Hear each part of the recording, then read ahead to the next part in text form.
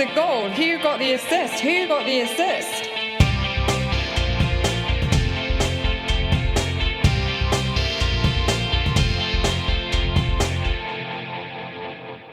Smile. Smiles for the camera, please. Smile, you're on radio. I feel like my entire week has been, the Steve Carell gift from American Office. All I can do is try to put on a brave face. One of those, hasn't it, really? All right, let's go. Hello. So the longest double game week in history has finally concluded, and we're back to podcast trailing in its wake. Imagine the last time we did this, we'd not heard of sea shanty TikTok, lads. Amazing, really. Anyway, I'm not sure we've ever seen a week with such contrasting fortunes, and while many bask in the glory of John Stone's brace, others slunk off in a sulk at John Stone's no-show as the harsh binaries bit. To talk about it, the band is back together, having just about survived it all. Nick, you all right? I'm all right, thank you. Yeah, I think this game week certainly was a lot of prolonged pain for us. I kind of missed the days, as you said, of just getting it all over and done with between the hours of 3 and 4:30 on a Saturday. But yeah, we'll get onto that in a little bit. Just to remind listeners who we are. We are, of course, Who Got the Assist? Make sure to join our mini league. The code is CPSULF. We're joined, of course, by Anthony FPL Stag. How are you? Good, thanks. Yeah, definitely one of those game weeks for all of us where, at least we have a global pandemic to put things into perspective. So we can move on from it at least. But anyway, look, this pod, the agenda, look, we've had multiple mini pods with very short turnarounds. So we finally got a proper pod back with all the accompanying sections to boot, including correspondence. So it's back with a bang as well, with our first audio submission with a great poem coming from an Irishman, but who's not living in Ireland right now. For this week's main discussion, we're going to be looking at effective ownership and how much we should be paying attention to both effective ownership itself and its effects, which of course are not the same thing. There will, of course, be listeners' questions and plans for next game week at the tail end of the pod. But before that, we have the Game Week reviews and market forces. Lads? It's a bit of an interesting game review this week. I'm well aware, and congratulations, at the risk of sounding like the Come Dine With Me meme. Well done if you did very, very well and got a triple figure score. As you may have guessed, none of us did. And we're fine. We're fine. We really are fine. The finest person on the pod is Nick. How did your week go?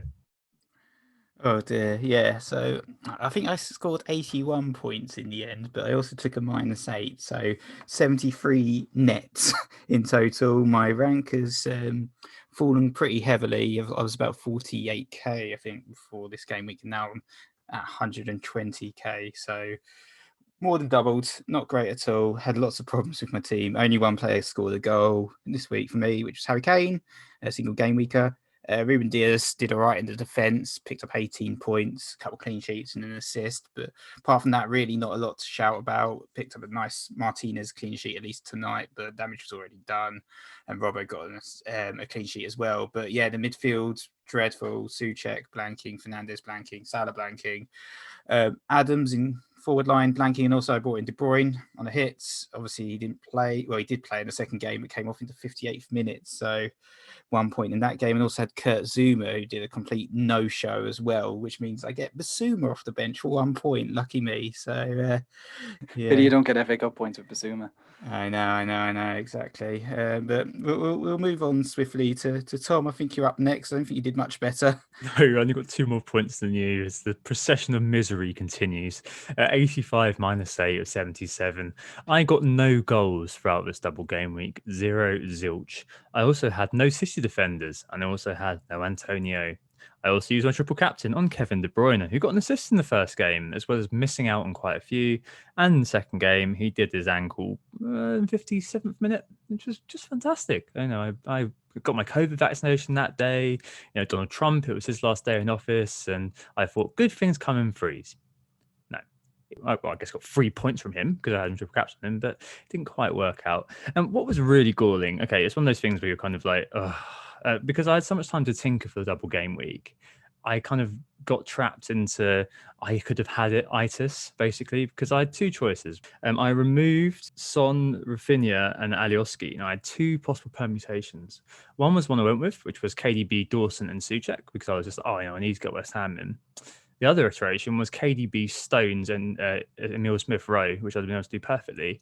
And I kind of went for the first one, and I think I did myself out of about 25 points just through that brutal binary there of just going for option A over option B. It's just one of those things really, but yeah, really annoying. I can't remember a double game week where I've had no goals. The likes of Vardy not doing anything, Souček deciding to actually be a defensive midfielder for once. There's Fernandez, Salah, all these players just blanking. It was quite a difficult week as well because it was so long, like waiting for the red arrow just to kind of be locked in. But there we go. As Nick said, we move, which I think is just one of those horrible phrases people say when they're a little bit upset and want to pretend they're fine. Anthony. Yeah, some people say sod off as well. Cut that out. No, moving on to me, I guess, a ray of sunshine here with 98 points -4, so 94 in total. That's actually enough for the smallest of small green arrows. That's the second week in a row that I've gone up about 10k, so 277k to 269k. Effectively, I think most of my team performed as I would have hoped, only that I had Cancelo, not Stones, and I had Watkins, not Antonio. So there's the guts of a 30-point swing there between those two choices, which, of course, look, you make these choices. Cancelo was something that was someone who I've had on my side for a while. The side grade was never on, and I knew that there was a day that Cancelo would get benched. Unfortunately, it came in the double game week. Watkins, on the other hand, that was a decision I made just before this game week, trying to figure out who to bring in for DCL. I didn't trust Antonio to play both games as he did. Simple as. So I brought in Watkins, who had slightly better fixtures going forward, and looks like he'll have double game weeks kind of coming down the line. Didn't quite work out as well this double game week, but I'm still quite happy with him for the longer run, so it's okay. Martinez clean sheet, Cancelo 1 clean sheet, Diaz obviously with a pretty decent haul. Dallas I put into my team instead of Saka. There was a few points lost there along the way, but whatever, that was the decision I made, and I'm happy with it overall, in spite of the fact it didn't work. Soufal 12. I had De Bruyne a captain, didn't triple captain. I didn't change my mind from the last pod, so that was fine. 16 points there. Salah, Fernandez, Souček, Watkins with only 1 goal, Kane with only 1 goal as well. So look, it was a fine week. It could have been a very bad week, as my co-host can attest to. It could have been a fantastic week, and you could have had 40, 50, 60 points more than this. But overall, I think I'm quite happy to have escaped this whole entire double blank game week, double game week zone without having used any hits and only taken green arrows from it, in spite of the fact that they were tiny ones. So I think I can be pretty happy with that overall, and well set for the rest of the second half of the season. #points. That's what I've got to say to that. Right, I didn't say my rank, by the way, and that's because I haven't looked, and I won't be looking next week. Sorry, Tyler, right. I can't read 7 figures. I'm sure. I think it is still 6. I'm joking. I haven't checked. I didn't want to look. Right, let's move on swiftly to the market forces with Kevin De Bruyne, Jamie Vardy, both notably injured since the midweek action. What's been going on, Nick? Yeah, it's been pretty busy actually in the market in the wake of the double game week, and I think many managers are not really waiting around; they're just cracking on with their moves. And obviously, there's been a few injuries as well, which has spurred the market on. I guess starting with who's been sold, it's obviously De Bruyne and Vardy both being sold heavily because of injuries. So 550,000 transfers out for De Bruyne and 350,000 transfers out for Vardy. Also, the likes of Calvert-Lewin being quite heavily sold with 320,000 transfers out. I believe he might be coming back into fitness now. And Zuma didn't play, of course, so he's been heavily sold, 220,000 transfers out. And Salah as well being quite heavily sold, 160,000 transfers out for him, having blanked now in 5 games in a row, last scoring in that game week. I didn't own him, where he got 16 points in 33 minutes. But I'm not bitter about that at all. The players being brought in, of course, it's John Stones, that 27 points, ridiculous return for the double game week. I think he was going to be heavily bought in anyway this week just because of City's fixtures, but 400,000 transfers in for him now at the time of recording, which is pretty ridiculous. Like Maddison actually is quite an interesting one. He's the second most transferred in player right now with 295,000 transfers in, 3 goals in 3 games for him. Antonio, another double game week hero there. He's got obviously scored 2 goals. He's third on the list, and it's Kane and also Gundogan, the cut price KDB replacement, who's 6.4 million cheaper, and scored 41 goals in the last 4 game weeks. Has had 200,000 new transfers in for him as well. Yeah, to be honest, I think what you're seeing is just an awful lot of people reacting to the double game week and reacting to injuries. It was they're fairly sensible transfers, I guess, from that perspective. I think the increased activity, like these numbers of transfers in and transfers out, are much higher than we'd usually see when we're doing market forces. But I think that just kind of tells you how long the game week has been, and a lot of people would have made their transfers as they usually do habitually on a Thursday or Friday, and we've just kind of seen those already wash through a little earlier than we usually would ahead of a game week. Yeah, I was surprised to see the rises and falls already happening with FA Cup action to come. But I mean, as you said, it's habitual, isn't it? And managers are creatures of habit. Right, let's move on and move on to the main topic this week, which is about effective ownership. So, as I mentioned earlier, things went from excitement to bore off from us. And a lot of that was rooted in effective ownership, which wouldn't take advantage of having time to do a proper pods to chat about today and answer, what do we think of effective ownership in FPL? This game week was a really kind of harsh binary, wasn't it? For us, we didn't have Stones, that's for sure. Maybe I didn't have any City defence myself. No, Anthony had Diaz and Nick had some coverage there. Didn't have Antonio, and it kind of reminded me as well of the Project Restart as well. And there are a few game weeks where if you didn't have Antonio, you didn't have Sterling, well, you didn't get Green Arrow, you were absolutely screwed. So what is effective ownership? One of those things that you do hear kind of floating around. I'll do my best to define it here. Hopefully I can kind of make it as simple as possible. But effective ownership are points you gain or lose against the average. This can be versus the overall game as an average, in your kind of local rank area as being a defined sample, or another defined sample, for example, the top 10K. This can also be over 100%. So effective ownership can be over 100%, factoring in captains and triple captains, which of course doubles or triples the amount of people who effectively own a player. This becomes live during a game week. It's not live, it's only projected pre-game week. So you get the base ownership stats, but then that kind of kicks in once the deadline goes. You find this data from things like Live Rank and Fantasy Football Fix. Simply put, it shows which players and teams will make the most impact towards you getting Green Arrow if you own them, and conversely, of course, which are more likely to lead to a Red Arrow if you don't own them, they do something.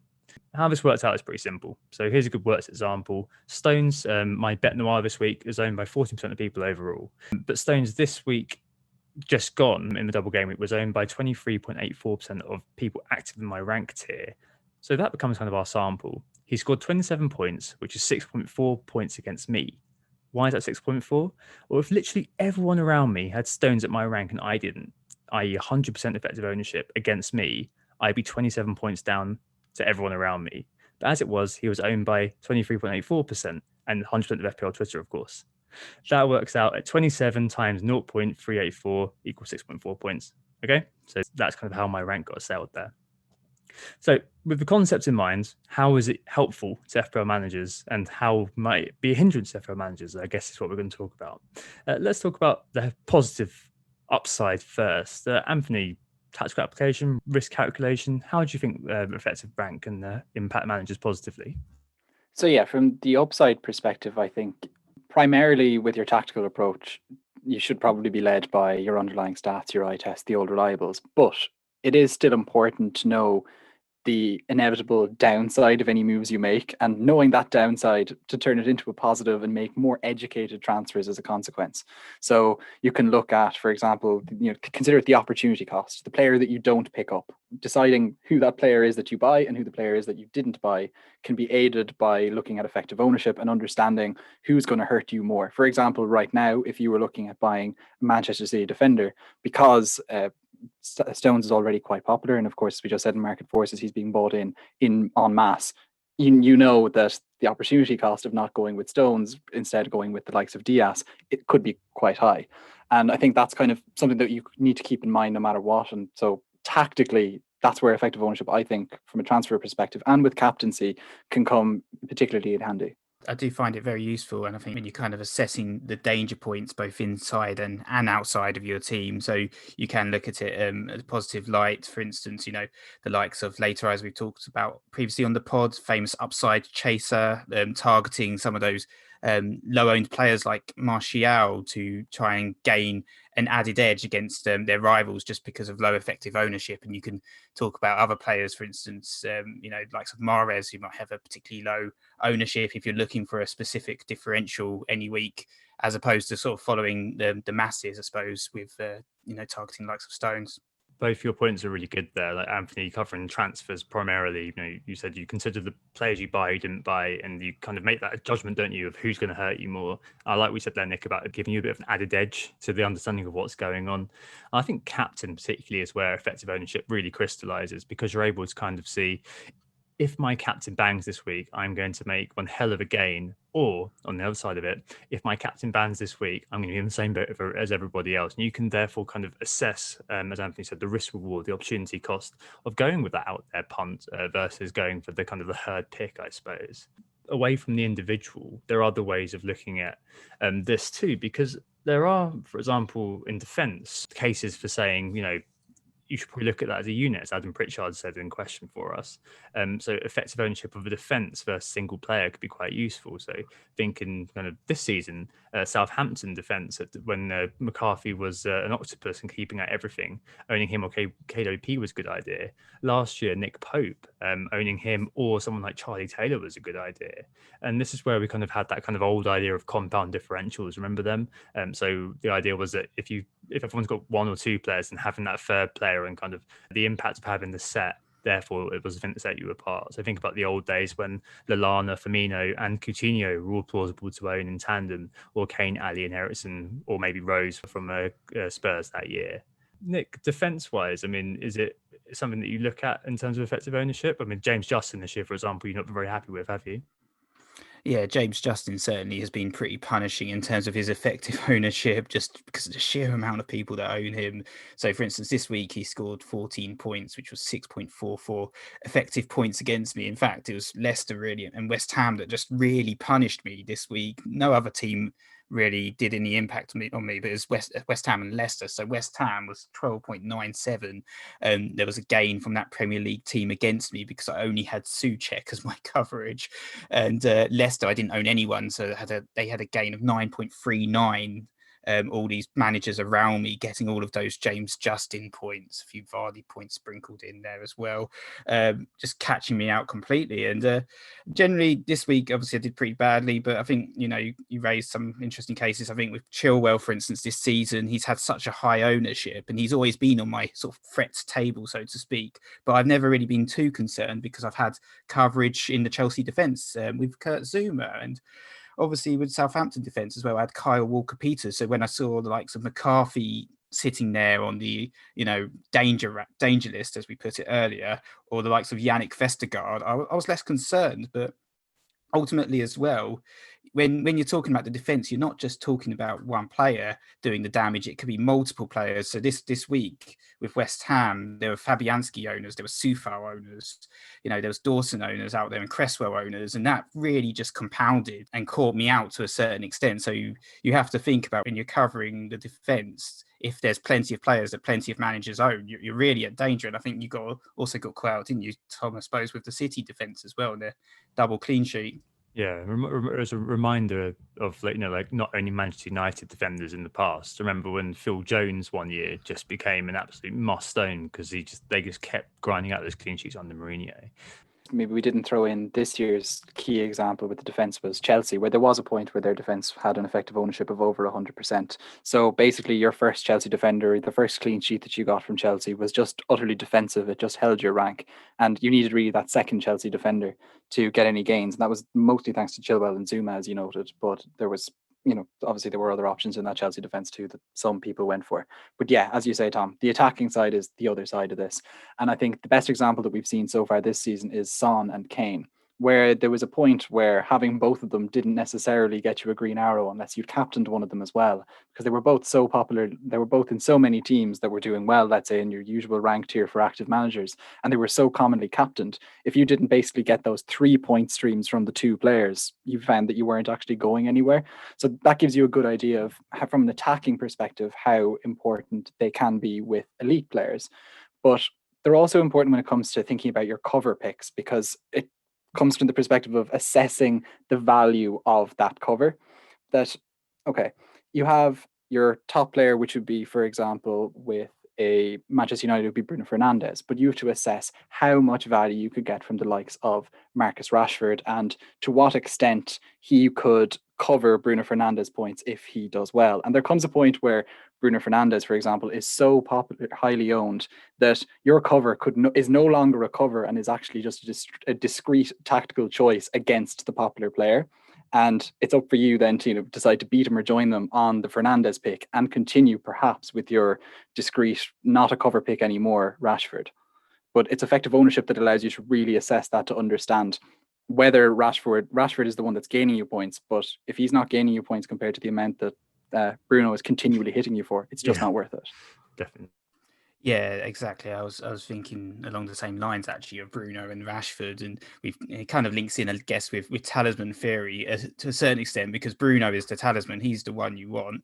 Obviously, you can try and cover Bruno with Rashford, but Bruno's actually outscored Rashford by 47 points this season, which is pretty ridiculous considering Rashford's not really having a bad season. He's got 7 goals and 5 assists to his name, but still, he's still being outscored by a whole 47 points. And I've made mistakes in the past a little bit as well. I mean, this season I tried to perhaps cover Salah with Jota, which was working okay until he got injured. But in previous seasons, I've made mistakes such as trying to cover Sanchez with Özil in the infamously poor double game week for me. And so you have to be very careful with these sort of things when you're covering the midfielders. I think certainly with the defenders, you can cover other defenders with because obviously the clean sheet points are all kind of shared, but with the attackers and the midfielders, with the element of talisman theory, I think there's a little bit more risk in that kind of strategy.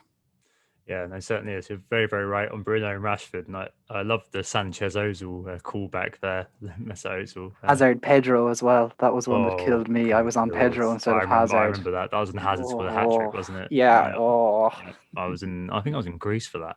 Anyway, I think you were, and just pulling back to what you said, Anthony, a minute ago. I think you were right on picking up on the lads Son and Kane, because that's the biggie, isn't it, in terms of this effective ownership malarkey. They've got a huge base ownership. So Kane 45% at the time of recording, Son 58%. So if there's a captainable game week for Spurs, you're often looking at over 100% effective ownership for both players. That means you don't gain by owning, indeed only slightly gain by captaining. The whole thing reeks of, downside protection, arse covering effectively. Just as a case in point for my team, for example, there's 2 times this season I've gone without Spurs.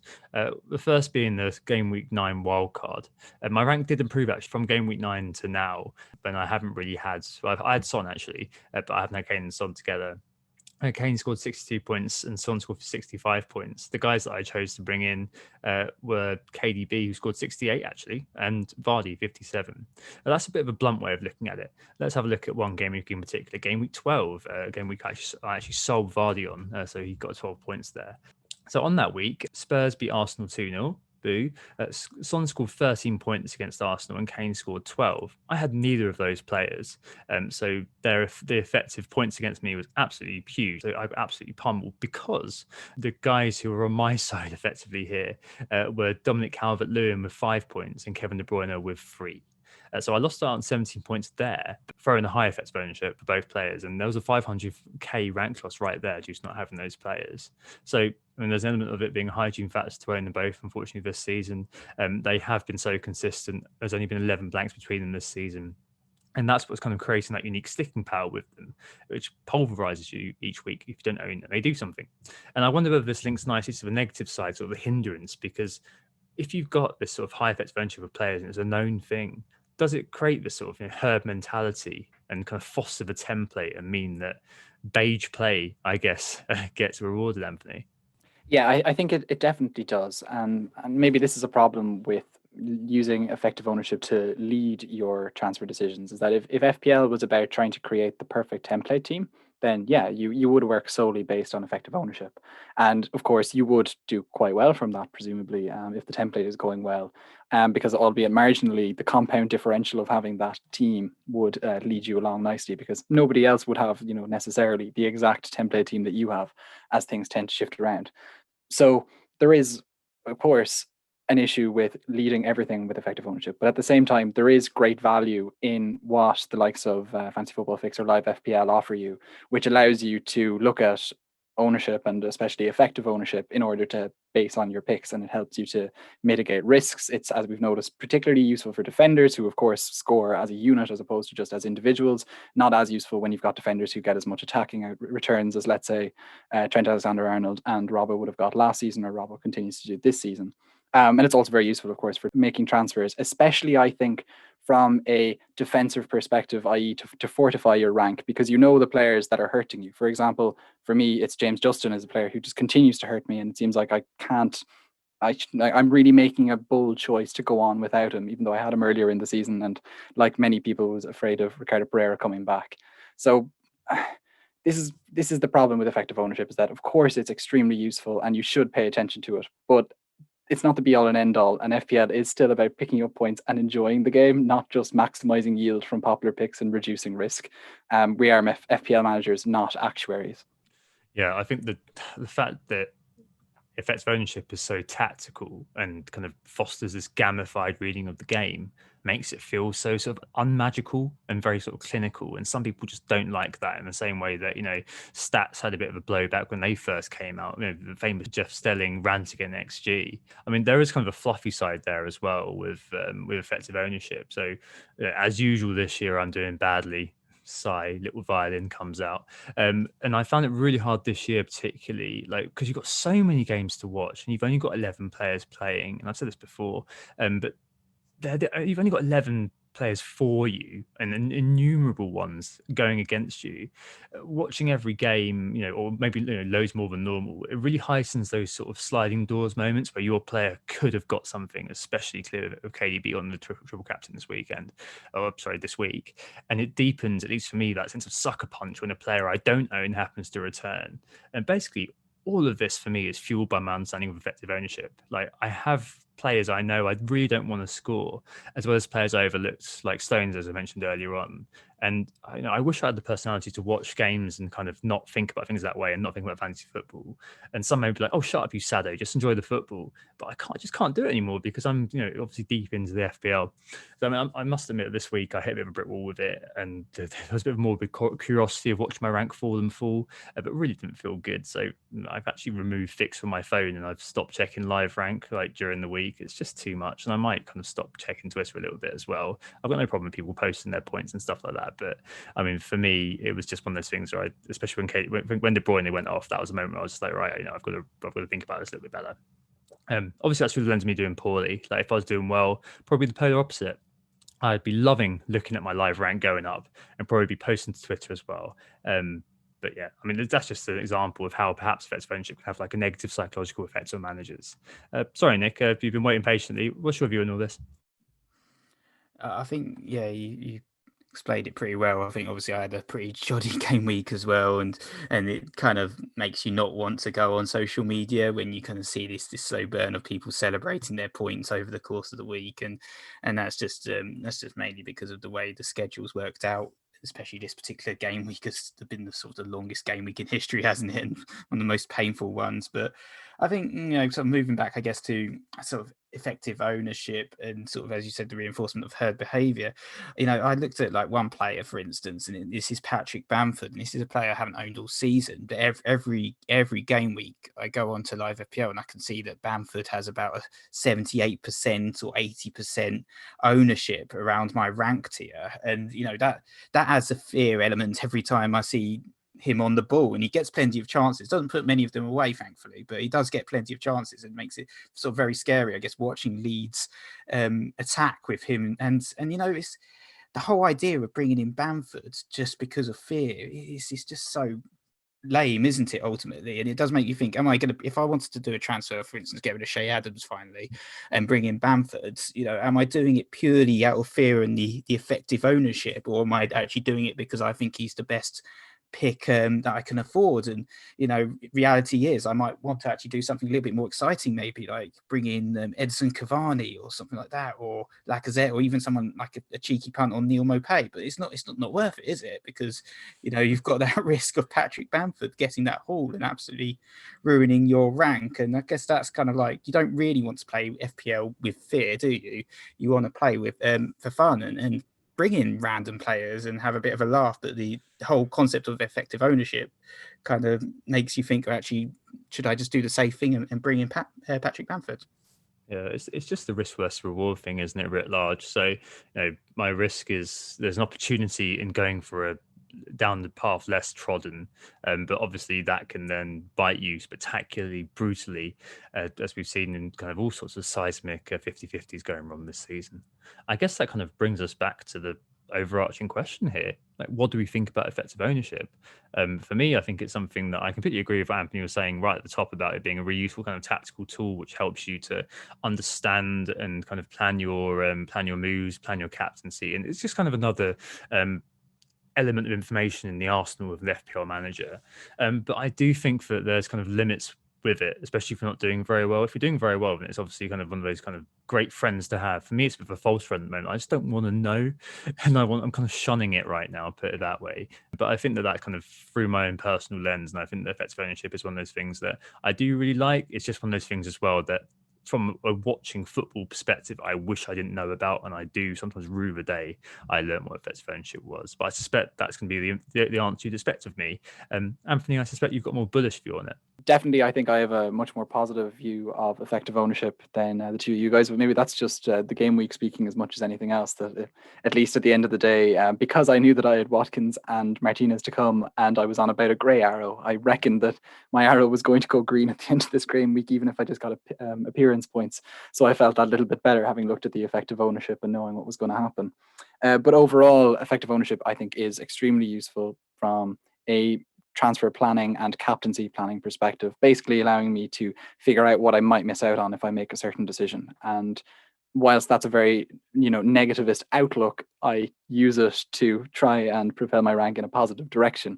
And I think it's just that framing and how you use it and don't use it as a stick to beat yourself in the middle of bad game weeks. And that does mean distancing yourself from live FPL when things are going badly, and trying to not be that guy who doesn't tweet when things are going badly, but inevitably doing a little bit of that along the way as well. Yeah, I think it is something that we shouldn't really let it rule our thinking, but it is ultimately an important part of the FPL game and your strategy, and it's something that you do have to factor in when you're making your decisions. So, for instance, if you're kind of in a higher rank, as I was earlier on in the season, I often look to consolidate that position as much as possible by targeting highly owned players. If you say you're more in the sort of 600k to 1 million rank, you're not going to be bringing in the players that are highly owned ultimately, because you're not going to make any gains on the guys in the top 10k if everyone owns James Justin, if everyone owns Antonio and Stones. You're going to be looking at other differentials, other picks to try and catch up or gain that edge. Or if you're in the top 100k, you might be more of a late riser type character and actually say, oh, no, not good enough rank for me. I want to be in the top 100. So I'm going to be targeting those differentials again and going for those players that perhaps can get you that biggest upside. So I think it is definitely an effective tool and something that should be considered. As long as you're not kind of madly refreshing live rank and getting in some sort of like doom scrolling of FPL for like a whole week. Red arrow scrolling, yeah. All right, cool, good chat. Let's take a break there and move on to the correspondence and Q&A. Who got the assist? Who got the assist? So we're back and it's time to catch up with the Who Got the Assist mini league. As I said earlier, the code is CPSULF if you want to join. And yeah, it's a lot of change actually in the league. The top 5 all having used chips, got 4 bench boosters and a triple captainer. So in 5th place, it's Gunnar Lemonman. He got 149 points this week, ridiculous score. And he's climbed 54 places in the Who Got the Assist mini league as well. So very impressive. In 4th, we've got another riser here with Nicola. He got 139 points, also bench boosted. In 3rd, we've got Wallace Clark, 125 points for him, also bench boosted. In 2nd, we've got Ryan Longstaff of the Longstaff brothers. He got 157 points, which is just ridiculous score, having bench boosted captain Sterling, so a little bit of a differential captain there as well. But number 1, a familiar name, David Izzet with Hestwam Untied, took a -8 but got 127 points and triple captained De Bruyne as well, so really good score for him. He's now up to overall rank 144 in the world, so yeah, very, very impressive. Well done, mate. Cool, yeah, very well done, guys. So I'm just jealous of those monster scores, to be honest. My time will come again. My time will come again. That's what I keep telling myself. Right. Speaking of something coming again, it is the correspondence. Yes, the section we thought we'd seen the back of, but no, it's back. Here it is, limping into view, the wolf we can't shake from our door. Anthony, what's going on? Yeah, it's one hell of a poem.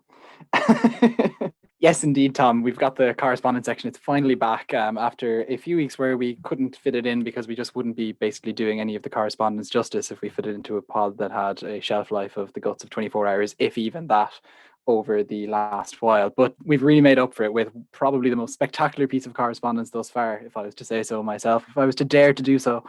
And it's come from a fellow Irishman, Gavin Doyle, who's actually living over in Mexico. And he sent this poem to us, a recording of it himself, he himself narrating it, just at the turn of the year. So you'll hear he's wishing everyone a happy new year and us a happy new year in it, which is very nice of him. But it's a really fantastic piece. Happy New Year, Nick, Tom and Anthony, or as they say in this neck of the woods, Feliz Año Nuevo. This is Gavin in Guadalajara, wishing you all the best for 2021. And inspired by last week's profundities of Kyle's dystopian epic of hirsute hipsters and gothic coffee shops opining forcefully about FPL, I've decided to put pen to paper, or in this case, fingers to touchscreen. So this is called 2020, 20 verses, 20 curses. The first question is the meter. Which one should I choose? Maybe iambic pentameter, or perhaps a haiku. Or perchance like William Shakespeare with a sonnet that's heart-torn. But if FPL is my true love, then it is a love forlorn. With the alluring promise of fantasy, the game is now afoot. But back in harsh reality, deep digs the cut. With players benched and others sick, no fans and stadia closed, the game, it speaks of poetry, but offers me nought but prose. Prepare for the doubles, hold on to your chips. Above all, beware the blanks. But with each unending squad rotation, once more my overall rank sinks like a stone further neath tossed waves, all the while my sub-goalie continues to make saves. O captain, my captain, wherefore art thou? Wrapped in a COVID bubble? What hope rests now? Perhaps my bench can steady the ship and ride out the storm as my mini leagues slip. From my hands once again since Project Restart, this game has done nothing but break my poor heart. Captain fails and COVID voids, mediocrity of the eon, as I languish somewhere just outside 2.45 million. With each Leeds goal fest, oh, had I bought into the fuss, or for each City attacker that Pep's left on the bus. I shake my fists and curse ye gods, a clean sheet would be handy. I put my faith in Kane and Son, but the halls come for Fernandes. And as for Salah, the Egyptian king, he shall crush those he opposes. Except this week he faces Red Sea United and their informed striker Moses.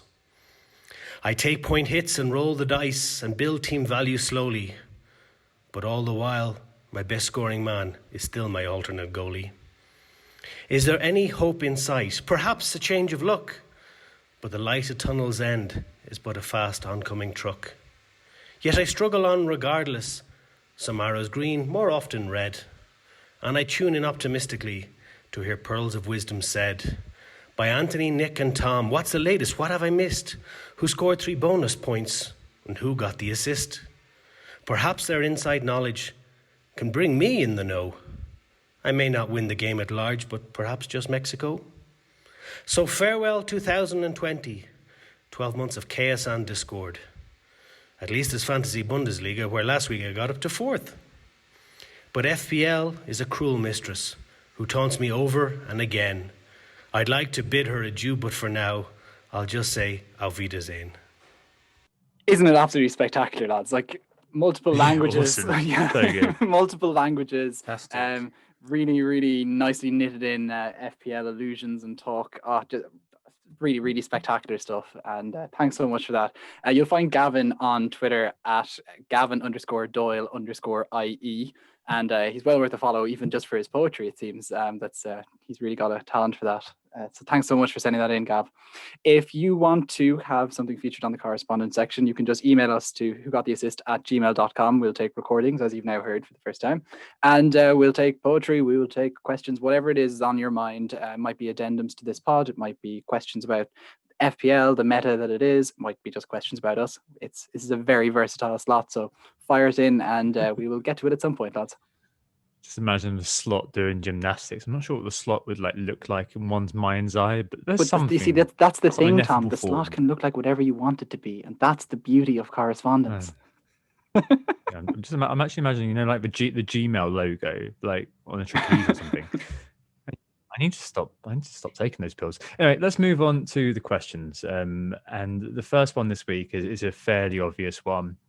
It is the aftermath of Kevin De Bruyne's withdrawal, unfortunately, in the 58th minute. Not that I'm bitter about that. It's costing me points on triple captain. Only got 20. That's really good. Anyway, sorry, I digress. But yeah, it's a KDB-less Man City this week with loads of questions on this. Ben Pelling, JD Pandolfini, and Triple Nutmeg asked about City players in the wake of KDB's injury. And I guess FPL tips as well. Harry puts it quite nicely. He asks, is Man City midfield now a trap? Should we be looking elsewhere for our KDB replacement?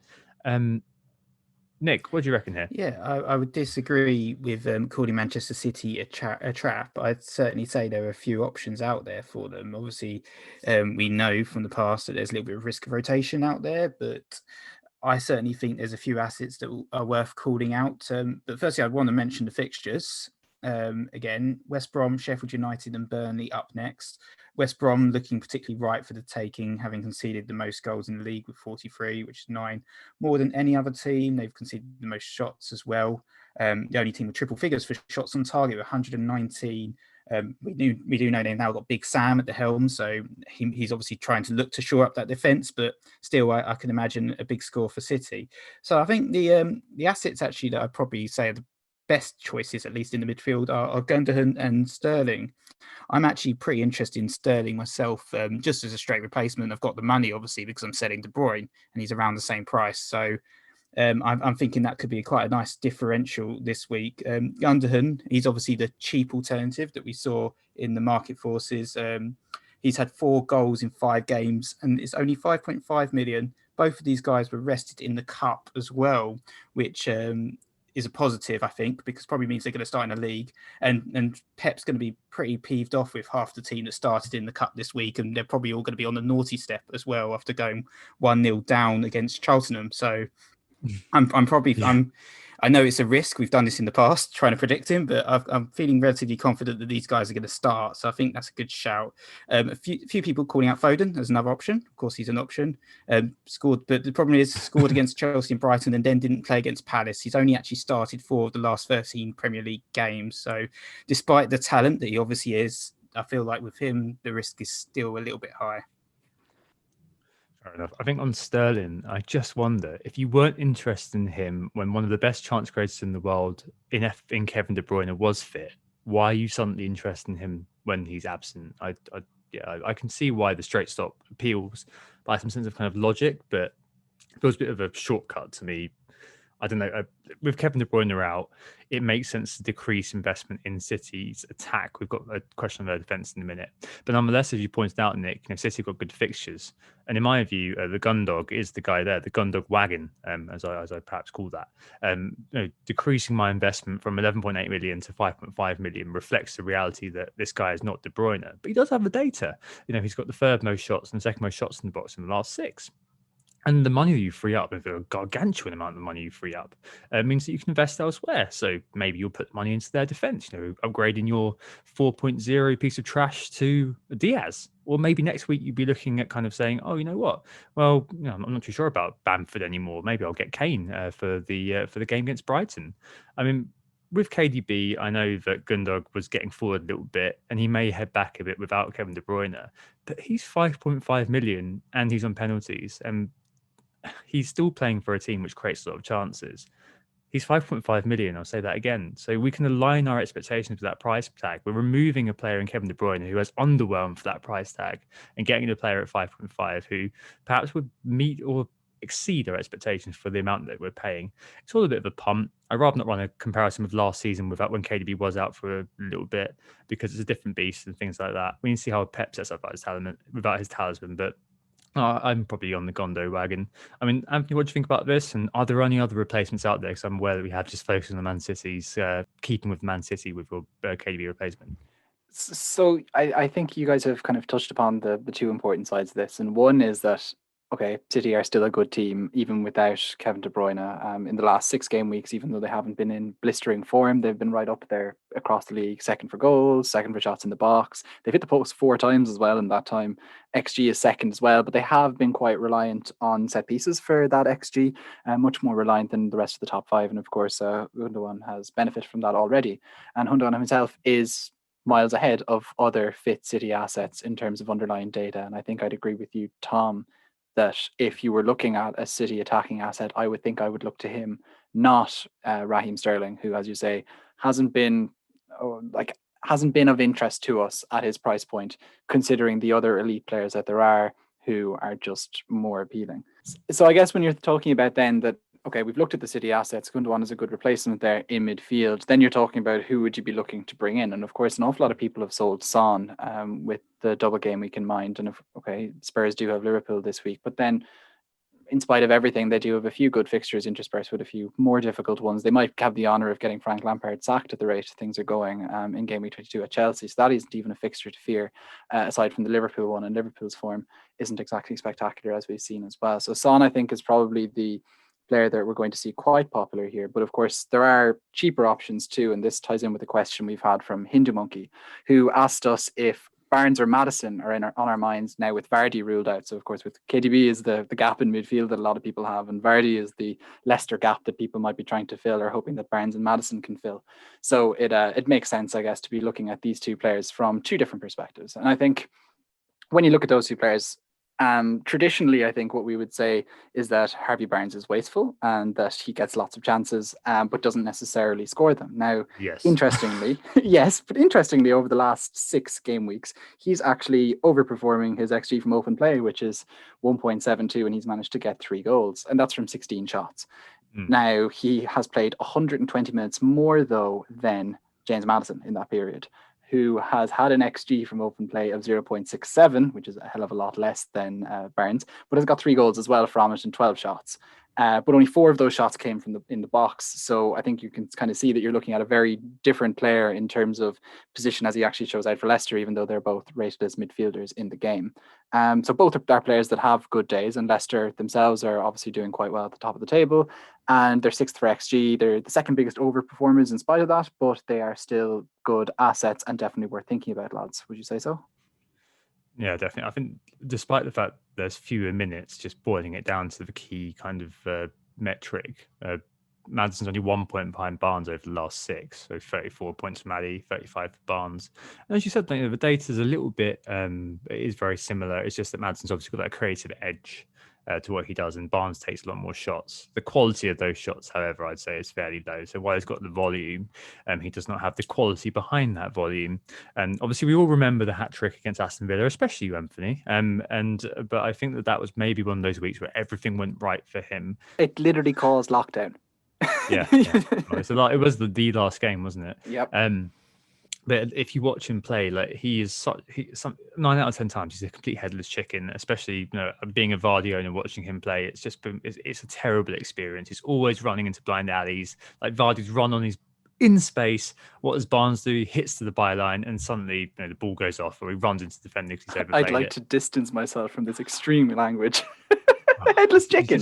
He is so annoying to watch, like, because obviously I've had Vardy all the time, so I'm looking at it through that lens. So I'm just like, well, you could release him there, and no, I mean, he's off he goes down the channel. Well, what are you doing, bro? Just pass it to Vardy. I've got a goal with my FPL team.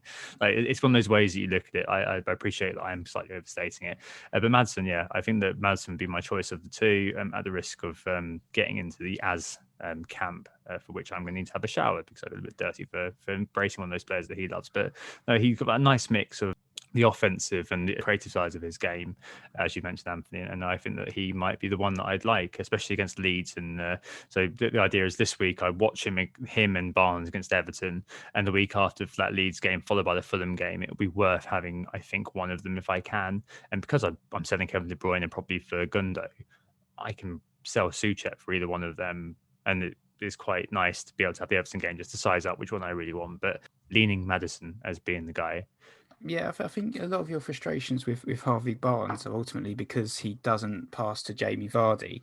I think the headless chicken comparison is perhaps a little bit harsh. I mean, ultimately he does get a lot of goal attempts, so that's always a positive. They're poor goal attempts. He's a selfish player, but we like selfish players, and his shot accuracy is actually pretty decent. To be honest, this season it's 46.2%, which is higher than the likes of Bruno, Salah, and Rashford. And it's only really Son that's had better shot accuracy than Barnes out of the sort of top 20 midfielders for goal attempts. So I wouldn't really a be restrained sharpshooter or headless chicken. That's what you've got. A restrained headless chicken. His shots, you can't say that all his shots are high and wild in the same way that I we didn't used to say see that. from. I didn't say that. I said that he should pass it to Jamie Vardy. I didn't say it was He high and doesn't. wild. He doesn't pass it, but we do like selfish players in FPL a little bit. We like the likes of Richarlison who would never pass, so it's not a concern. I think Maddison is an interesting one. He's done pretty well in the last few games. What I did notice though is just his decline really in the past few seasons. So this season he's only created 32 chances, which ranks him 10th out of all midfielders in 19 games, which is an easy sum to do by looking at the last couple of seasons. So last season he was 4th for chances created with 78. And the year before that, which was his first year in the Premier League, is first with 99 chances created. So he's declining in terms of what his output is. We used to compare him used to say he was better than Jack Grealish because he was putting in the performances. Now it seems like a completely ridiculous and daft thing to say that everyone regrets. And it's also the same actually with goal attempts. So 83 goal attempts in his first season, 74 in the second, and now 33 this campaign, which will be 66 multiplied by 2. So that's a little bit of concern, I guess, with James Maddison, though, of course, we're always looking at the nearest of futures. In the last 3 games, he's scored in every single game, so perhaps he's turning a corner again with his form. See, the thing with Maddie, sorry, Tom, to go one more time on him. The thing with Maddie, and I think if you were listening to his post-match post-match interview that he did the other day, he was talking about himself, how he's playing kind of as a 6, so effectively a defensive midfielder, and then he's trying to add more goals to his game by kind of breaking into the box late and inevitably taking long shots as well. But he's certainly not going to be a player that you're going to find getting tap-ins at all frequently. But he is, of course, on the odd set piece. So that's what makes Maddison interesting. And I guess what you're doing with him is backing quality if you decide to bring him into your team. His chance production has fallen. Like you noted his season-long stats, and of course he missed quite a lot of minutes at the start of the season, though he was like in and around the squad. So if you even look in the last 4 game weeks in terms of chances created, he's absolutely nowhere near the high ranks there. He's extremely far down, so far down that I might get arthritis in my finger trying to scroll down the list to see how far down he is. So you kind of give you an idea of just, he's a very different player to what we came to know in the league, probably much more quality over quantity, whereas he used to be Mr. Quantity in terms of shots and creativity. Yeah, no, indeed. I feel like I should insert a small disclaimer here, but I could well end up with Barnes and completely deny this character assassination that I embarked on Everton place. Just pulling back all the way to the initial question a long time ago, it feels like now, on the KDB replacements. There's one guy we should probably mention as well, which is Marcus Rashford. So I'm assuming most people have Bruno Fernandes. I'm assuming that in terms of buying Liverpool players, if you're interested in Salah or Mane, the last few weeks, who knows? If you're interested in a player like Grealish, I'm assuming that those kind of moves do look like they're pretty obvious. So we're kind of going for the sort of person who's got those players. What do I do next? A player worth mentioning is Marcus Rashford, just because maybe doubling up with him and Bruno might be a good idea for the next little run for United, which is actually not too bad at all. I had a look at it earlier on, and I was surprised that it's kind of flown under the radar a little bit. Sheffield United at home, I'm assuming that'll be a massive Bruno captaincy. So again, that compound differential idea, having him and Rashford might be really useful for that. The bottom may also be, just to go into our compound differential, it might be the only way to get a green arrow from that game specifically is to have more than one United asset, because Bruno is going to be so captained. Even if you captain him, you won't get a huge amount of gain from it. Yeah, you're just covering your ass, aren't you? But Sheffield United, Arsenal away, Southampton, Everton at home, so 2 home games in a row, West Brom away, and then Newcastle at home, 20 to 25. That's 6 good games in a row for Marcus Rashford, who, for all intents and purposes, has just been always the bridesmaid, never the bride, all the way back into Project Restart. Like Martial and Bruno have both kind of taken in Restart, obviously Martial and Bruno have just taken all the love, and poor old Dr. Marcus has just been left by the wayside, hasn't he?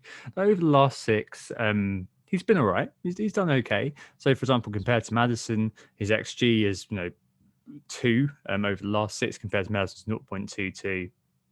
He's had more shots in the box than Maddison, same amount as Harvey Barnes did, same amount of shots actually. And so far more touches in the box as well. And he does at times interplay with Martial, so him and Martial's opposition. And you'll have Rashford being the number 9. Of course, he's now a midfielder, whereas last year was a striker. And he's one of those players as well whose ownership is actually very, very low because of the constant disappointment, because of the fact that he's kind of failed to really fire the imagination in people looking for this sort of player, down to 30.1% ownership now. And I think that he could be one of those players who, if you are looking to climb, has the fixtures and has kind of the ability to kick into that level of form, as we saw last year. I think when Nick, you owned him actually, that he could be one of those players who, if you are looking for those sort of climber differentials, might be worth looking at. Nick, what do you reckon about your old mate Rashford? Would you be looking at getting him in? Yeah, I'd strongly consider him as an option. I think he's certainly, as you mentioned, Manchester United have some great fixtures as well, and he's certainly one of the sort of the top performing midfielders in the game at the moment. I think there's a few options out there. I think personally, I'm probably fancying the Raheem Sterling punt as much as it was derided earlier as a poor choice with De Bruyne being out of the game. I just fancy him as a really decent differential for this game week. His ownership as well is particularly low as well, 6.3%. So if he returns, it'll be that is low, a big win for me. So I'm fancying him over the Rashford punt, but I think Rashford certainly one that should be on many managers' radar for this game week. It's a plum home fixture ultimately, isn't it? Manchester United against bottom of the league, so. Certainly one that I wouldn't frown against managers bringing in. Cool. I think we've done that to death, and hopefully that's quite a lot of good midfield KDB replacements for you.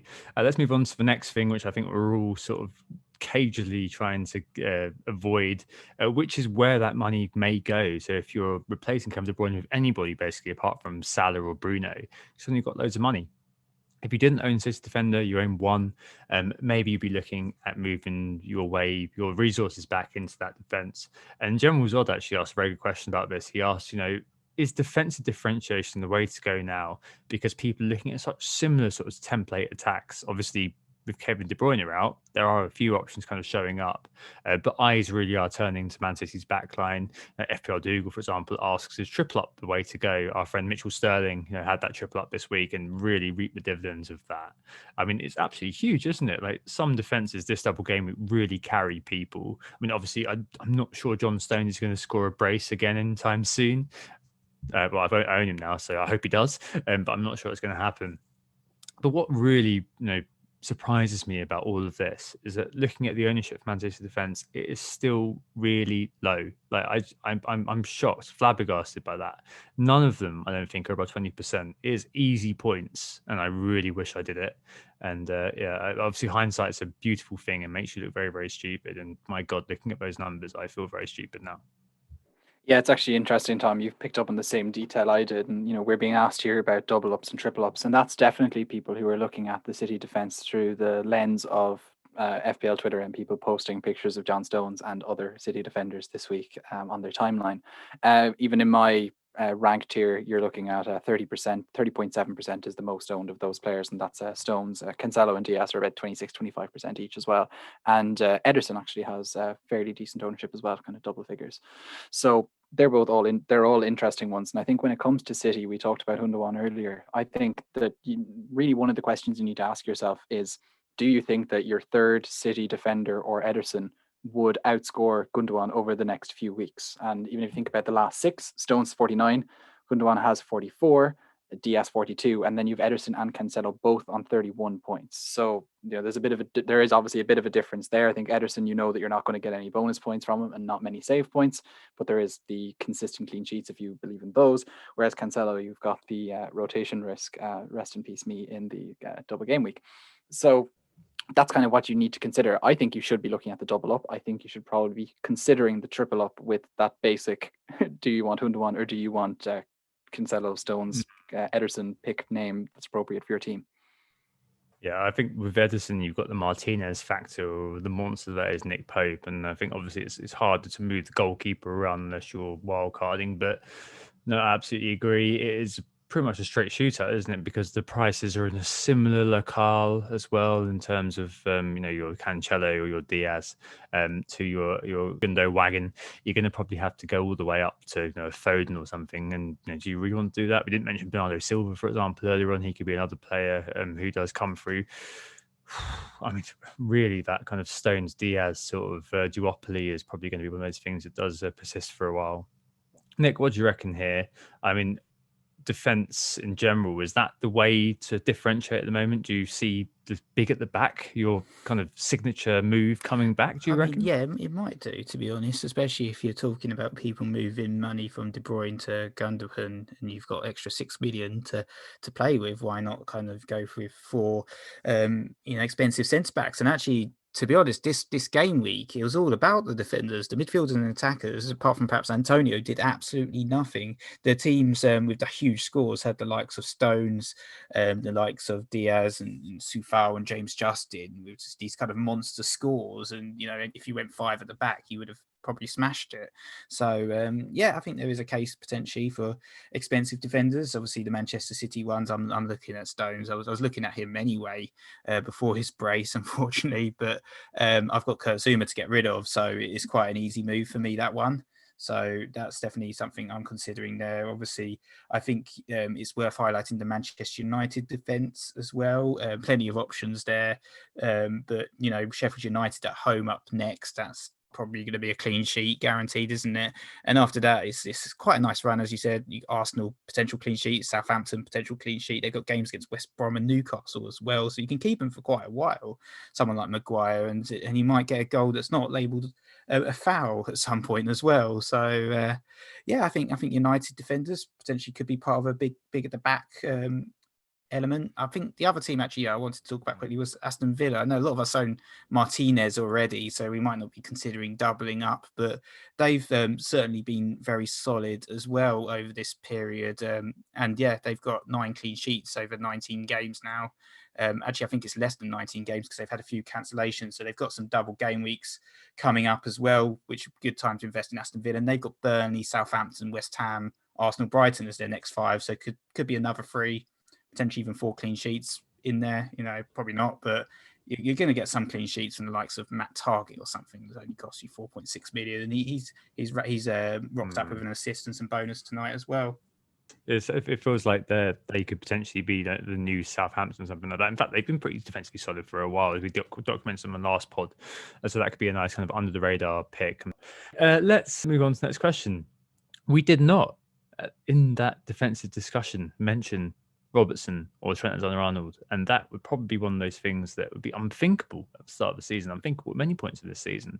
But Liverpool rip-off is one of those things that has been coming up in the zeitgeist a little bit.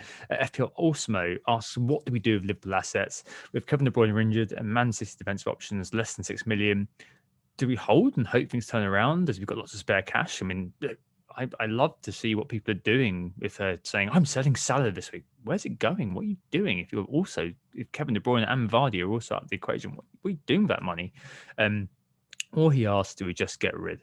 I think Liverpool were quite an interesting one just to have a look at, actually. So I did a comparison of the last 6 weeks and the 6 weeks before that. So I did a comparison of game week 14 to 19 and game week 8 to 13. And as a team, what's happened is that their shots on target has hugely decreased, and obviously goals have as well. But a lot of measures have remained stable. So things like shots in the box, big chances. There's been a slight drop off in XG, but they've had more shots in this last period and they haven't really scored very many, in fact, at all. It's just that the quality has diminished. Defensively, actually, they're better than between 8 and 13. They've had far lower big chances conceded, for example, and far lower XGs conceded too. That is this kind of stat anomaly has been mentioned by quite a few people on Twitter outside of the FPL sphere too. So Grace on Football and also James York from StatsBomb have said things to this effect. Grace said, for example, that per the Unstat data, the chance of Liverpool scoring 0 goals in the last 4 is a measly 0.16%, which is madness. I mean, they've had 72 shots in that time. And I looked into this a little bit more. Their XG in the last 4 has been 5.52, which is half of Man City, incidentally. But they have no goals. What's happened? The quality of shooting has diminished. So the 4 before this, their XG was 9.9 and they scored 15 goals. Of course, that was fueled by Palace, in which they scored just below half of that number. And it's also crazy to see the quality of chances decline too. So between game weeks 12 and 15, their XA was 7.8. In the last 4, it was just 5.62. There's also the extra game in the last 4 as well. So it's last 4 game weeks rather than last 4 games. This is where the eye test becomes really important. I saw, again, a few kind of people said, I didn't watch the game, but their stats were amazing. I don't really understand what's going on. I mean, if you do watch the games, again, we're not eye test wankers here. We know that we are always going to favour the stats. Data-driven insight is what we do. But if you watch the games, you know they look flat. They're out of ideas. And the Athletic this week were reporting that it's a second coming of Klopp's funk that he experienced at Dortmund, where again all they did was just work hard on plan A rather than scratch together plan B. And we see this a lot of the time with managers who've kind of won everything and struggle to motivate the team a little bit more. I remember Ancelotti and Chelsea, for example, just went through that period of like 12 and 13 games where in press conferences he'd just say, we've got to focus. That's all he had to say, because he was just like, I don't know what to do. Like, my players just don't want to perform at the moment because they've won everything. I'm struggling for ideas. Nonetheless, I do expect them to start scoring again, but there is a bit of a tough run coming. Nonetheless, for me, I'm not sure if their top priority sales currently, looping back to what I said before, because there are other fires in loads of people's teams. I don't know what people are doing with Salah. I can see why we'd be selling the likes of Robertson, even though his underlying stats are pretty decent. I'm just not sure if their top priority sells currently. Anthony, what do you reckon? Liverpool guys. So for my own team personally, I only have Mo Salah, and I think just because I have bigger fires to fight, you can read that as Kevin De Bruyne. He's going to survive in my side for at least another week, and I think he'll survive through that because we were talking about effective ownership earlier, because his effective ownership is going to remain high. And whilst Liverpool do have a number of tough fixtures, starting off with the Spurs game, there are good ones in there too. And as you say, Tom, I do think they're going to start scoring again. And like, they're not going to continue this like unbelievable barren run for sure, even if they are playing quite flat. It's amazing. It really is. It's like Gambler's fallacy writ large, when you just say, like, if someone said to me like 2 games ago, they're not going to score another 2 games, I'd just be like, you're an idiot. That's just not going to happen. Yeah, you'd have just been like, there's somebody is going to do something, someone's going to have a howler, they'll get a penalty, like just any of these kind of things that happen to good teams. But no, hasn't happened, but it will happen. As for their defenders, I was looking at Robertson, have continued to look at Robertson, and have just never managed to get Robertson into my side. Because I can now get away with not putting him into my side for another few weeks, and I can deal with the other fires that I have to fight, I will avoid buying him basically, and I'll just leave them kind of settle down and get more players back fit and start playing a bit better overall, I guess. Nick, you do have Andy Robertson in your side, do you not?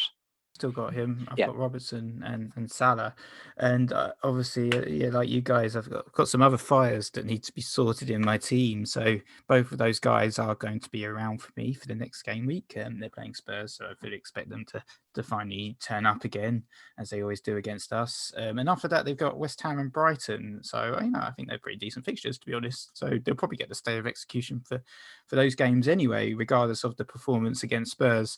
After that, there's a couple of really tough games, 3 sort of in a row that are quite tricky. So, if Salah still looks dreadful at this point, he's going to have to go, isn't he? Same with Robertson. No, Robertson, we're saying, he's not been doing very well. He's actually the top scoring defender in the game, so maybe that's a fallacy as well. So, it makes sense, though, I guess, to a certain extent, if you are one of those managers that wants to get City defence in desperately, and you're looking at Robertson and saying, actually, he's my biggest cash cow to get in the likes of Diaz or Stones, then that kind of makes sense to a certain extent. But we're selling Salah. We always say this, there's such a high risk, isn't it? The ownership. I thought I could get away with not owning him for basically 1 game, and got punished when he performed and got 16 points in 33 minutes. So, there is that risk always with him. I just feel like I've got Robertson. He just basically stays by default because I've got KDB to sell and I've got Vardy to sell. So he's like the third piggy bank or fourth piggy bank along the way. Of course, I wish that I'd sold him for a Diaz or a Stones ahead of last week, but I mean, just the outcome shouldn't probably overshadow the thought process, which I still think was sound. It's just one of those brutal 50-50 that does happen. But yeah, no, interesting question. It'll be really interesting to see where Liverpool go from here. But as we've said, I can't imagine it's going to continue in this sort of barren fashion. Final question this week, I thought it was quite an interesting one to throw in. Obviously, it segues us nice into transfers and captains, but it is captain unobvious. So Gad Effendi asks if we should be considering non-premium captains now with our captaincy.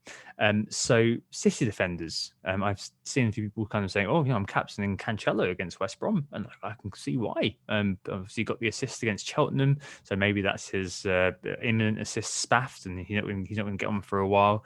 But without De Bruyne, maybe his creativity is going to be needed, or Antonio, for example. So hat tip to Taylor Cross, who added me this week with triple caps Antonio. I created a little photo of Randy Marsh from South Park with his balls in a wheelbarrow and photoshopped his face onto it. And I was just like, wow, okay, good luck, mate. And absolutely came through with him. So really awesome stuff. Is it the time for us to kind of sit back and kind of think, oh, actually, the premium players aren't really doing the job for us right now. So maybe we look elsewhere. Maybe we look at the likes of Antonio or look at the assist defenders and think, oh, maybe it's high time that we gave these guys a go. Of course, Bruno Fernandes, Sheffield United, I expect we're all going to say he's our captain.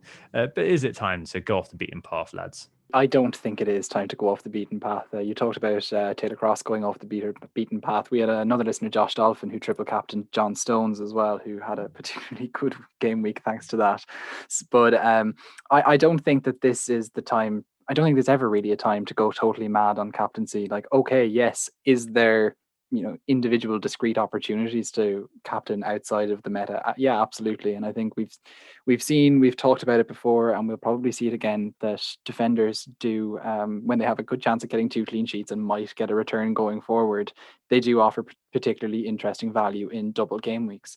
But that said, going back to our effective ownership discussion, I think you'd be extremely brave to not captain the likes of Bruno Fernandes this week, and it's Bruno Fernandes this week, but it's going to be someone else the week after that, that if it goes wrong for you, and the thing is that there's a reason why they're the premium players that are highly owned who score all the time.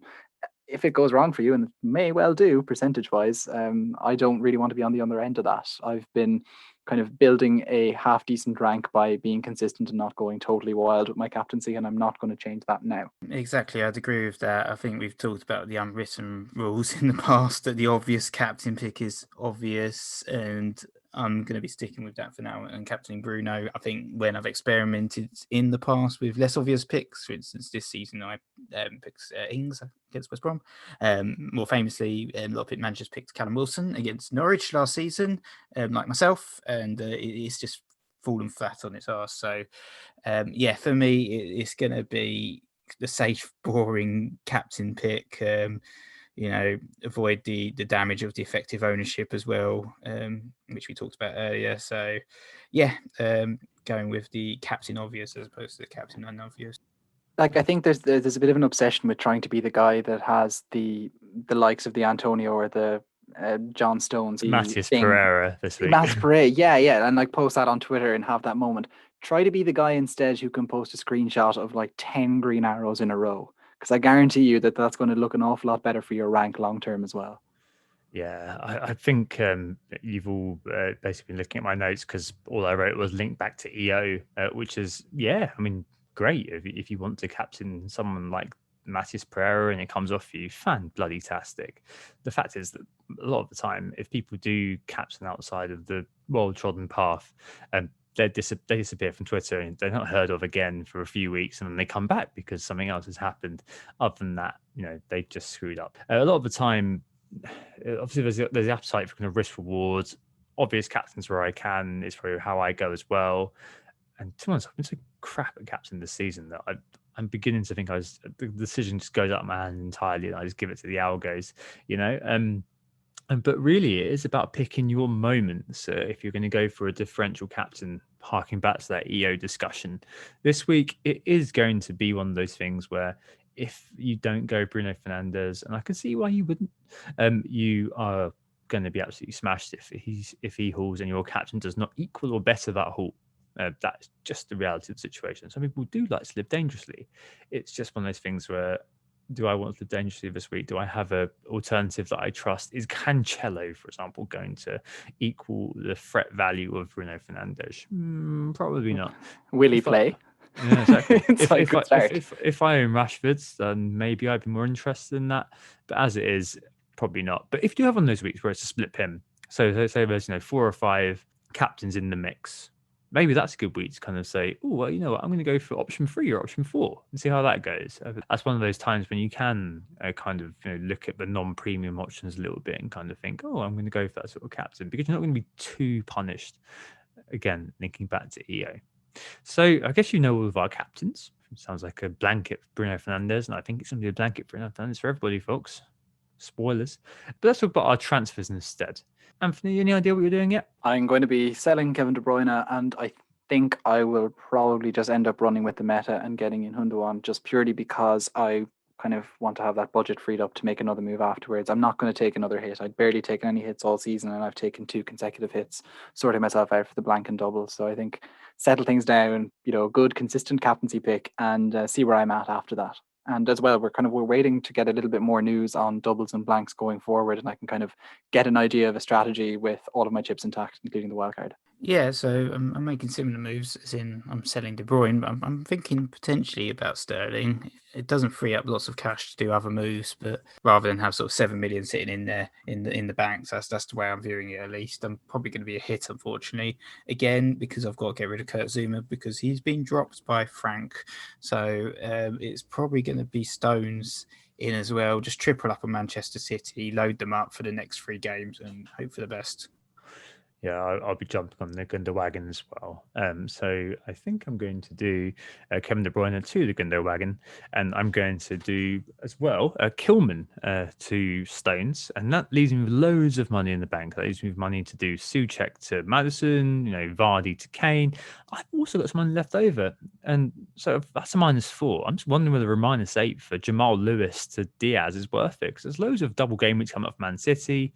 It may well give me an instant payoff this week, but fundamentally, it just kind of solves a problem I'm going to have to solve eventually. Because as we said with the effective ownership debate, eventually having one Man City player is going to be the same as having one Chelsea player earlier on in the season. One clean sheet is going to be okay, but you're going to game through 2. So maybe it might be the case of grabbing Diaz, or maybe even the tainted love of Cancelo and going that way. I just don't know yet. We're going to jump on the Gundo wagon and also get Stones in, and then probably leave it until the last minute to decide whether I want Cancelo or Diaz. If I'm probably going to do Diaz, because he's probably one of those players that you just expect to play every game. I'd say if I was to take a hit, just to give everyone that speculative idea that I might have if I was to run through with it later on, I would finally free myself of the shackles of Rhian Brewster, and I would bring in the man with the second highest XG from open play over the last 6 weeks, which is Edinson Cavani, playing against Sheffield United, who I think would be an interesting pick to have there on top of Bruno Fernandes to make the most of that EO, Yeah, that's an interesting choice as well. One of those things I'm thinking about as well. Mm-hmm. Well, I was thinking about Rashford actually, but thanks for telling me. That's a good tip. Maybe WGTA could help someone's outcomes after all. Good tip on that podcast with tips on it. On that podcast that we all show up to do. What feels like every month, given how long last game week was. I think that's really a lot for tonight. It's been good to do a proper long podcast, hasn't it, Nick? Yeah, it's been a while since we've done a proper extended podcast. I think the next few are going to be a little bit shorter again, just because of the time frames of the game weeks, and because they're just one after another, isn't it, at the moment? But yeah, we were Who Got the Assist. Thanks so much for listening, and don't forget to hit the subscribe button if you haven't already. Yeah, as the lad said, midweek round of games coming up, so we will be back on Thursday when these fixtures have concluded. If you have any correspondence, send it to whogottheassist@gmail.com and we will get to it. Cool. We hope it's assisted you. Well done. You did very well in double game week. Commiserations. We're here for you if you didn't. We'll speak to you next week. See you next week. I was going to do it. I had it ready. I had it written there and everything. Poorly. Cool. All right, thanks everyone. Cheers, lads. See you on Thursday. Oh, it's a goal. Who got the assist? Who got the assist?